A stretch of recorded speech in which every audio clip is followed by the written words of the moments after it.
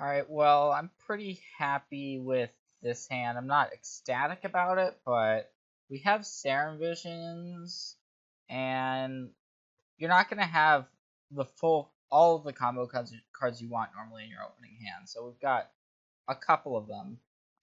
So our opponent's starting on Delver of Secrets.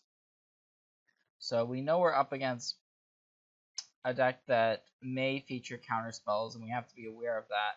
So now we have Through the Breach. So that's a little bit, we're a little bit away from casting that. We would rather try to get a big creature into play before Through the Breach, but now we see Simian Spirit Guide, so we can top the Simian Spirit Guide and play towards a turn 3 Emrakul. So what we can do on turn 3, theoretically, assuming our opponent isn't going to be interacting with us, 3 lands, and then exile 2 Simian Spirit Guides, make 5 mana, play Through the Breach, Emrakul the Ands, Torn comes in, haste, and that should be game. Now, we have to be a little bit worried that our opponent might have a counterspell at that point. We are not worried, on the other hand, about our opponent killing us before turn 3. All we see is a Delver of Secrets, so we know our opponent is likely playing red, possibly blue-red. The most popular form of Delver right now is Grixis Delver. Doesn't mean that that's what our opponent's on, but okay, so we see Hallowed Fountains, we know that's not the case. And it's likely that after the Serum Visions, our opponent was able to set up the flipping of these Delvers. So that's going to be a fast clock, actually. So I'm just going to put the Steam Vents into play. Not really anything else we can do here besides pass the turn. The worst thing we could see here would be like a Mana Leak, because that's the most typical 2-mana counterspell. So it's the Lightning Helix that gets revealed. We know we're playing against Jeskai Delver. And we're still probably, I mean, the plan is still, unless we draw something that would make us change our mind, is to just go for this Through the Breach. If it resolves,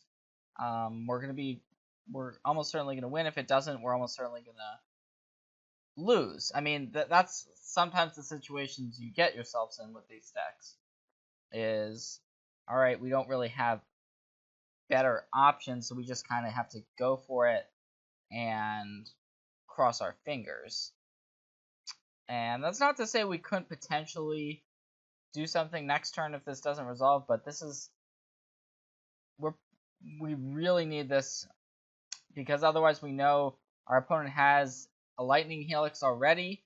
So say a Lightning Helix and a Lightning Bolt, that plus the hits from the Insectile Aberrations, that would be 12. So we're going to go ahead, exile these Simian Spirit Guides, hope for no Mana Leak, no Remand. So it looks like this is going to resolve. We're going to go ahead, put Emrakul into play. No thought to putting Gristlebrand into play in this situation. We really need this Annihilator to just clear out our opponent's board. And this will give us more than enough time, hopefully, to get these last few points of damage across. So what's going to happen here is our opponent's board is just going to get washed away. Our Emrakul is going to get shuffled into our graveyard. And then we're going to be left with these 3 cards. And it looks like our opponent knows the writing is on the wall, essentially, and it is. And we're just going to go to game 2 here. So we know we're up against Jeskai Delver. Our opponent's probably boarding out cards like Lightning Helix in this matchup and boarding in more counterspells. So we have to be aware of that. Game 1, there's not going to be as much interaction. We saw that. Our opponent just didn't have what they needed, and that was the game.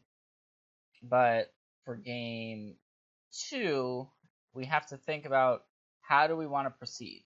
So I like having counter magic in this matchup. So Dispel is the best counterspell we have access to in the sideboard. And the question becomes, how much do we want to dilute our deck? Do we want cards like Fatal Push to deal with Delver? Do we want Spell Pierce in order to have more counter magic? But having that 1 mana up when you're comboing off is a little bit difficult. Painful Truce is another card that can allow us to draw some cards, kind of grind our way through the game. So, and then Thoughtseize is another interactive card. But if we board in a lot of cards, we have to also board cards out. So I like shaving some through the breaches because they're a little bit slow. Even though we won the game with Through the Breach, we have other ways of winning with Goryo's Vengeance, and then we have the Kari Zev's Expertise alongside the Breaking and Entering. So I'm gonna shave a Through the Breach and a Simian Spirit Guide, and that's gonna allow us to leave room for a couple of Dispels. And I think we probably want Thoughtseizes. So Cathartic Reunion, it's a little bit vulnerable because if it does get spell snared, it's really bad for you, just because you've already discarded those 2 cards as part of the cost, and then if your spell gets countered, it puts you in a really tough spot. So we're boarding in a couple of Thoughtseizes. I think that's probably enough. We could take out some of our combo cards like the Expertises, but let's try this for game 2, and maybe we'll see a bit more what exactly our opponent's doing, how much counter magic they are bringing to the table here. And so this is a hand that it's not great. I think it's a keep, but it's close. We would really like a Faithless Looting. That would be the best card we could have, just because we could put a Gristlebrand into the graveyard and then immediately go for this Goryo's Vengeance. And it looks like we're seeing a Swift Spear, so now we know our opponent's got a more aggressively slanted Jeskai deck. And so we may not have all the time in the world, and there's a card we absolutely did not want to draw in a 3rd copy of Gristlebrand, so not what we wanted, but hopefully this Serum Visions is able to get us what we want, and this is actually great. So we see, not only do we draw Emrakul for the turn, we see Simian Spirit Guide and Faithless Looting on top. So what I'm actually going to do is put both of them on top, put the Looting first, and then the Simian Spirit Guide after that. So next turn, what we have the ability to do is play Faithless Looting, play our land, then we can exile the Simian Spirit Guide, and actually Goryo's Vengeance immediately putting one of these big creatures into play. And so the question actually becomes at that point, which creature do we put in between Emrakul and Gristlebrand, assuming that 15 damage is not going to be enough to take care of our opponent, but I think it's still Emrakul.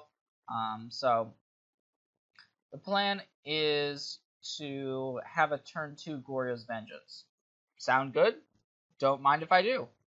So hopefully our opponent doesn't have Spell Snare or Dispel, something like that, to foil our plans. But it looks like here's a Sacred Foundry. So that means that our opponent isn't going to have blue mana up, regardless of whether they take damage, and it looks like they're going to take damage for a Lightning Bolt. So this is going to allow us the perfect setup to get an Emrakul into play and potentially just win the game right here. Our opponent is going to be hard-pressed to win because they're going to be going down to 1, and then any fetch land, they're going to need more lands, and any fetch land is unusable. So even though we're not going to have the kill right away, I wouldn't be surprised if our opponent just scoops up their cards as soon as we play this Goryo's Vengeance. Sometimes it's just players don't want to finish the game after getting Emrakul. So I understand that. We'll see if that's actually what happens or not. So just going to discard a Gristlebrand and an Emrakul. So what the Emrakul trigger to shuffle now goes on the stack. So we have the chance to do something about this before the Emrakul shuffle happens. So exile Simian Spirit Guide and play Goryo's Vengeance. So that's going to get back our Emrakul. Now everything gets shuffled away, but not the Emrakul because it already came into play. And we're just going to bash. And so this is going to leave our opponent once again with no board and at 1 life. So we drew an Expertise. That's a way we can actually finish the game. And yep, that's going to be the match.